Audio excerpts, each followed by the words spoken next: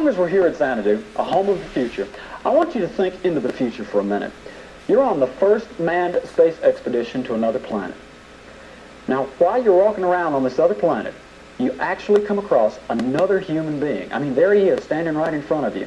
Another person has been on this planet a long time before we ever thought about space exploration. Well, tonight we've got a similar story for you to think about. This is the story of the Melungeons, a mysterious race of people who were apparently here in East Tennessee long before the early white settlers.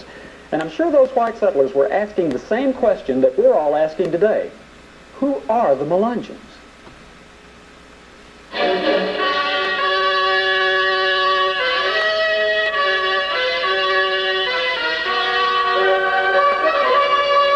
The United States was first settled by explorers who thought they were the first white people here.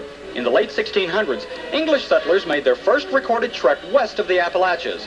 From Fort Henry, Virginia, they crossed the mountains and went down the valleys till they reached the Cherokee Indian villages southwest of what would be Knoxville, Tennessee. Along the way, according to their logbook, they encountered a village of strange-looking people who didn't appear to be Indian, black, or white, but they did speak English. 100 years later, in 1784, during a census count, Tennessee statesman John Sevier found in the high ridges of Upper East Tennessee, north of the Clinch River, a mysterious colony of dark-skinned reddish-brown people with European features. Sevier didn't know how to list them in the census, so he took the name the settlers gave them, Melungeon, meaning a mixture. Most of the people that live here are descendants of the original settlers. And the land just passed down from generation to one generation to the other. Historian Bill Gross has spent most of his life studying the Melungeons. Bill lives in the Blackwater Valley area of Hancock County, Tennessee, the heart of Melungeon country. According to his research, Bill says most of the common Melungeon names found in the valley are Collins, Mullins, Goins, and Gibson. The Melungeons never kept records of themselves, but Bill had plenty of facts to show us. In fact, folders and folders of information he dug up. Some of it true, some of it false. Why have you, yourself, why have you spent so much time studying the Melungeons? I wanted to get at the root of it. I wanted to get that to find out where they come from. I do a lot of genealogical work. And if anybody knows, I should, because I've lived here since 1931. Bill, why were the Melungeons so mysterious? Well, partly because this valley and this ridge was inaccessible. In other words, the roads were few and far between. They were paths more than roads, and outsiders didn't come in. And when they did come in, sometimes they wouldn't hear tell of them no more, and so they figured, well, something happened to them. Well, what actually happened to them, some of them got married. What must it have been like, the first white settlers coming from North Carolina and Virginia, and they're blazing new trails, and in the name of England, and some of the other countries. What must it have been like when they came over the ridge and all of a sudden they find the Melungeons here? I guess they must have said to themselves, somebody beat us to it and got here before we did. Any number of Hancock County citizens can tell you how the mysterious Melungeons came to be here, but most only believe one of three theories. A band of shipwrecked Portuguese sailors may have wandered from the North Carolina coast into East Tennessee, married Indian maidens, and lived undisturbed until the settlers accidentally discovered them.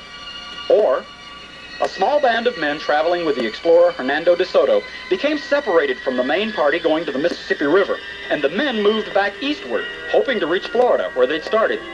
They ended up in Hancock County, Tennessee. Or the Melungeons are actually Sir Walter Raleigh's lost colony, who could have been driven west from their Virginia homes by unfriendly Indians. They may have settled with the friendlier Cherokee Indians along the Clinch River. Of those three theories, Bill, from your research, which do you think is correct? I would say that they are descendants of Captain Juan Pardo, a Spanish soldier, and Cherokee Indians. Now, that's my personal belief. Mm-hmm. What supports that theory from your research? Well, they were in the area, and the features of a lot of them are definitely Spanish. One thing is certain about the Melungeons. Their legends are as numerous as their descendants, and only both are found all over this valley.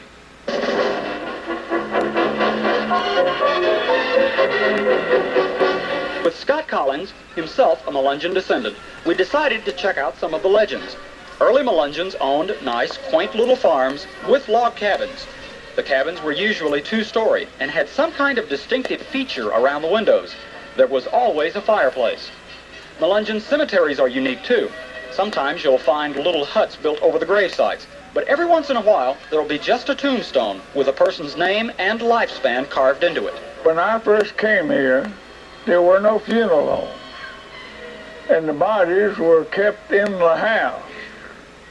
And most families, they had coffin lumber in the barn.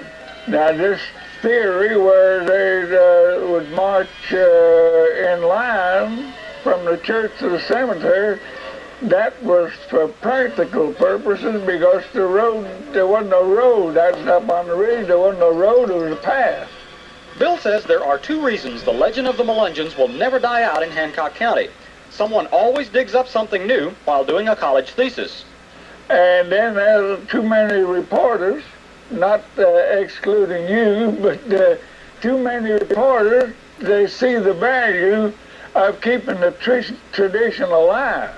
But what about all the visitors who come to Hancock County and want to see a real Melungeon?